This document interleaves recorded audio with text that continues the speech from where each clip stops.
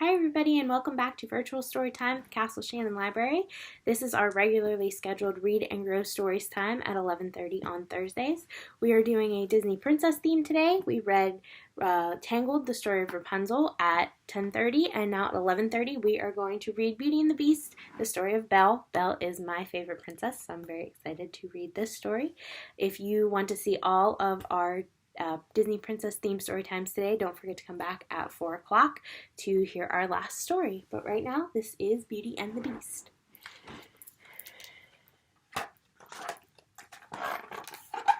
Once upon a time, an old beggar woman came to the castle of a spoiled, selfish prince.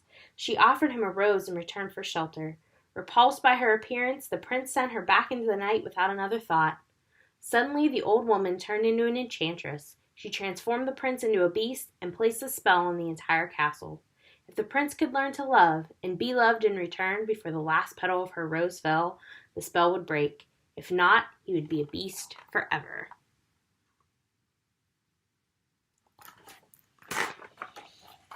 Not far away, a young woman named Belle dreamed about a more exciting life than what she found in her small village. She wanted adventures, like those she read about in her beloved books.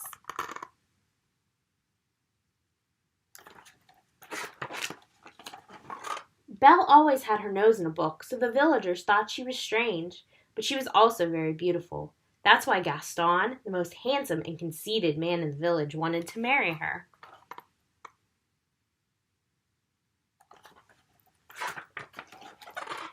Gaston was certain that Belle would feel lucky to marry him, but Belle didn't want to marry such a boorish fellow, especially one who didn't appreciate her love of books.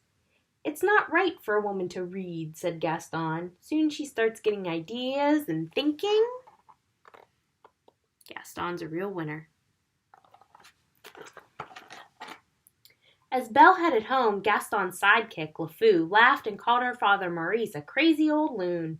"My father's not crazy, he's a genius," replied Belle. Then a loud bang came from her cottage, where Maurice was working on a new invention.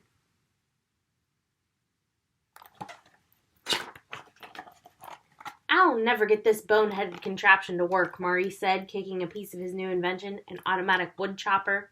"Yes, you will," Belle said, "and you'll win first prize at the fair tomorrow." With her encouragement, Maurice fixed his invention.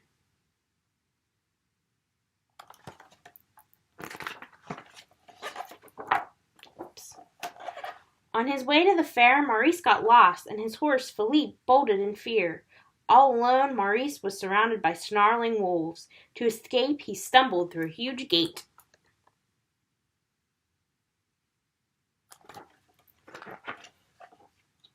Inside the gate was an enormous castle.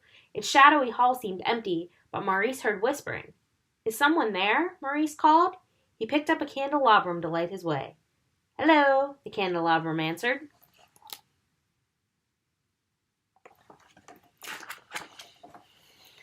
Maurice couldn't believe his eyes. The castle was full of enchanted objects that could move and talk. They appeared to be servants in the house. The candelabrum, Lumiere, and the clock, Cogsworth, led Maurice to a comfortable chair, where he sat until a terrifying beast stalked into the room. "So you've come to stare at the beast, have you?" the beast said. "I meant no harm. I just needed a place to stay," Maurice stammered. "I'll give you a place to stay," the beast snapped. Then he locked Maurice in the dungeon.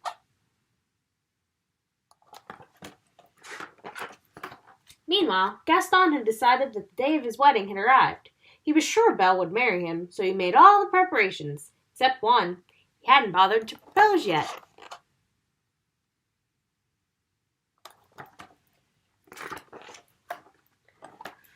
Belle was surprised to see Gaston, but she was even more surprised when he announced that it was the day her dreams would come true, the day she would marry him. "I'm very sorry, Gaston, but I just don't deserve you," Belle replied. Gaston leaned against the door just as she opened it.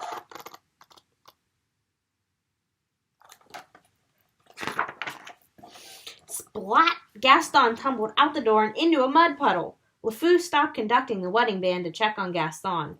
Furious, Gaston shouted, "I'll have Belle for my wife. Make no mistake of that."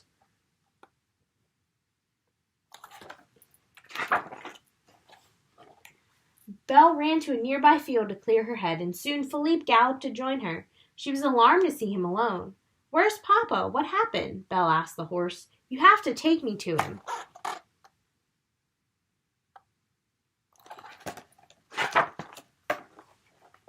It was growing dark by the time Belle and Philippe arrived at the castle gate. Belle peered inside and saw Maurice's hat laying on the path. Determined to find her father, she entered the dark castle.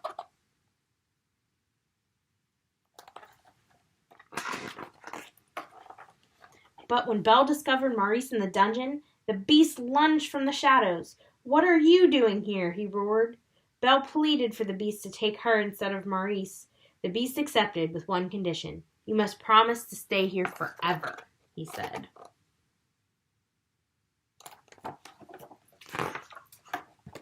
Now free, Maurice raced back to town, shouting for help to rescue Belle from a horrible beast. But everyone laughed at crazy old Maurice. Everyone except Gaston. He had just thought of a way to use Maurice to force Belle into marriage.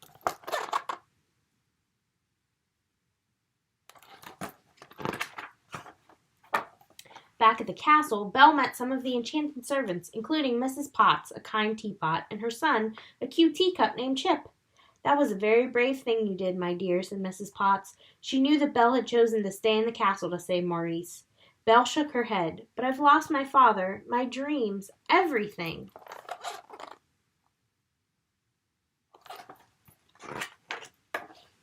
Downstairs, the beast was furious because Belle had refused to join him for dinner. "If she doesn't eat with me, then she doesn't eat at all," he roared at the servants. "Try to act like a gentleman," Mrs. Potts advised him.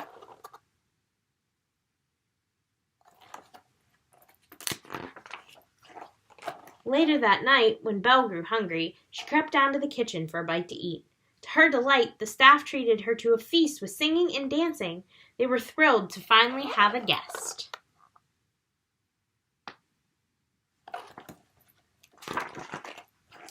After dinner, Belle wanted to explore the castle.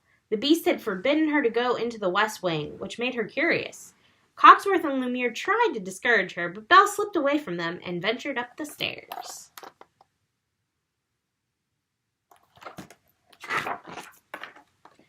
Belle entered a darkened room and gasped at the ripped curtains and broken furniture. Then she saw a rose glowing under a glass dome. Several petals had fallen. Entranced by its beauty, she reached out, but before she could touch it,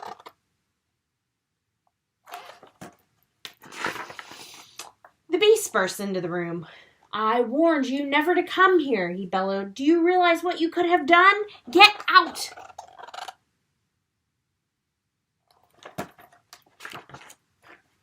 Terrified, Belle ran from the castle. "Promise or no promise, I can't stay here another minute," she cried. She found Philippe outside and the two raced into the forest, but soon ferocious wolves surrounded them.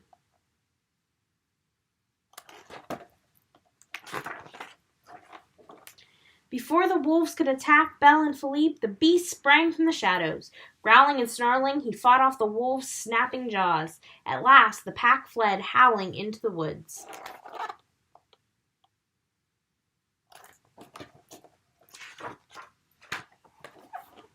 But the beast had been hurt. Belle tended to his wounds. "If you hadn't run away, this wouldn't have happened," the beast said. "If you hadn't frightened me, I wouldn't have run away," Belle replied. Then she added, "Thank you for saving my life." "You're welcome," said the beast.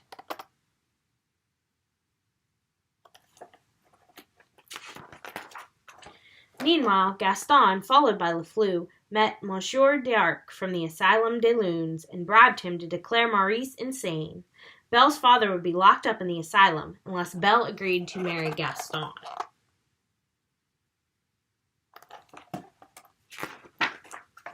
As the days passed, Belle saw a gentle and kind side of the beast. The birds, too, noticed the difference, and they perched fearlessly on his shoulders and ate birdseed from his paws.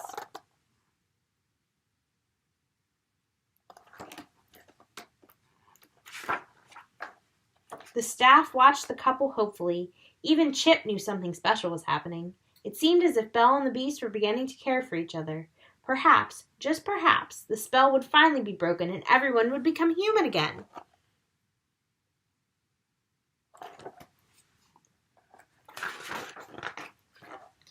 One evening the Beast arranged for an elegant dinner and asked Belle to join him. That time she accepted. The Beast tried very hard to act like a gentleman, and Belle was impressed.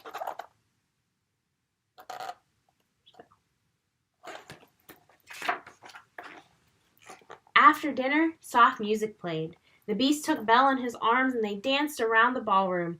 The Beast was beginning to love Belle, but could he find the courage to tell her?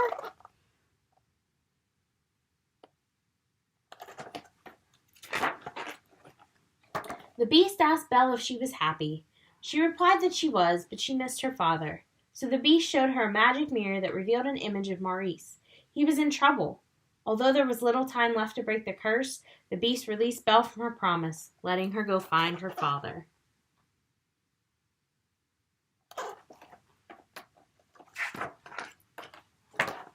The Beast gave Belle the mirror so she would remember him, but as he watched her ride away, he howled in pain. He loved her and would miss her, and worse still, it seemed that any hope of breaking the spell was gone forever.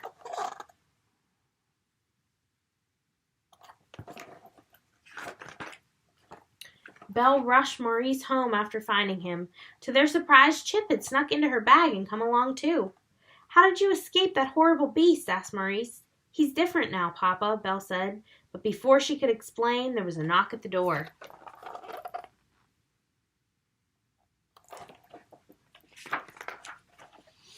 Monsieur D'Arc had arrived to take Maurice away. As the guards dragged Maurice to the asylum wagon, Gaston cornered Belle. "I might be able to clear up this little misunderstanding," he said, "if you marry me."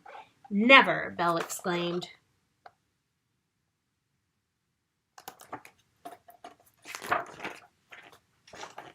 To prove that her father wasn't crazy, Belle showed the villagers the Beast's image on the Enchanted Mirror. "He's really kind and gentle. He's my friend," she told them.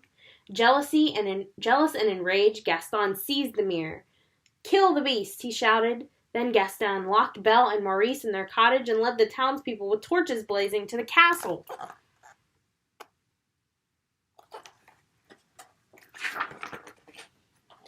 As the mob approached, Mrs. Potts ran to the Beast, alarmed. "What shall we do, master?" she asked. But with Belle gone, the Beast no longer cared about anything. "Just let them come," he said. The servants were left to think of a plan on their own.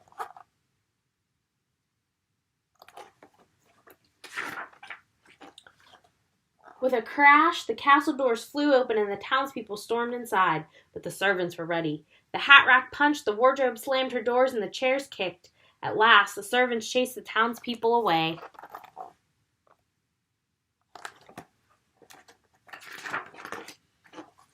Only Gaston remained. Finding the Beast alone, he raised his bow. The Beast did not fight back. When Gaston's arrow hit him, he staggered, then crashed through the window and tumbled onto the castle roof.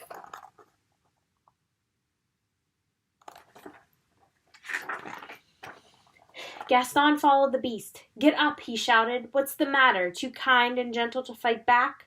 Gaston raised a club, but before he could strike, Belle screamed from below. "No!" She and Maurice had escaped from the cottage and raced to the castle.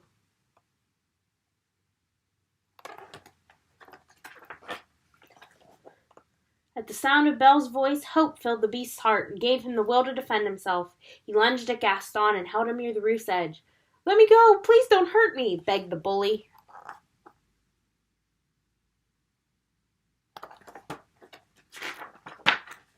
The Beast had changed. He no longer wanted to hurt anyone, not even Gaston. He released Gaston and climbed to a terrace where Belle had run to meet him, but Gaston surprised them and stabbed the Beast.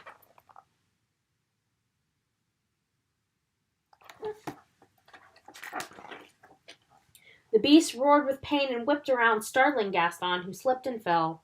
With a cry, Gaston plunged through the darkness toward the rocks below. Dun, dun, dun. Belle pulled the Beast to safety and knelt beside him. "You came back," he whispered. "At least I got to see you, one last time." "Please don't leave me," Belle sobbed. "I love you."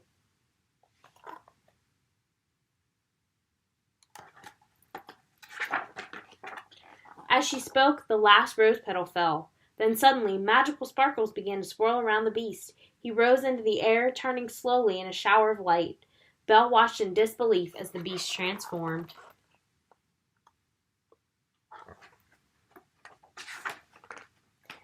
He became a handsome prince. "Belle," he cried, "it's me." Belle gazed in the prince's eyes. "It is you," she said.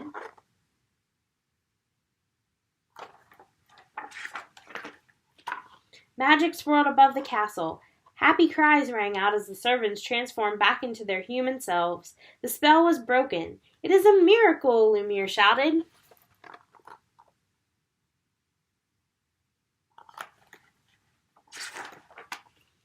But no one was more joyful than Belle and her prince. The servants watched them waltz across the ballroom. "Are they going to live happily ever after, Mama?" Chip asked. "Of course, my dear," Mrs. Potts replied. And they did. And that is the end of our story. And here's a fun fact for you, if you didn't know, the Beast's real name is Prince Adam. Who would have known?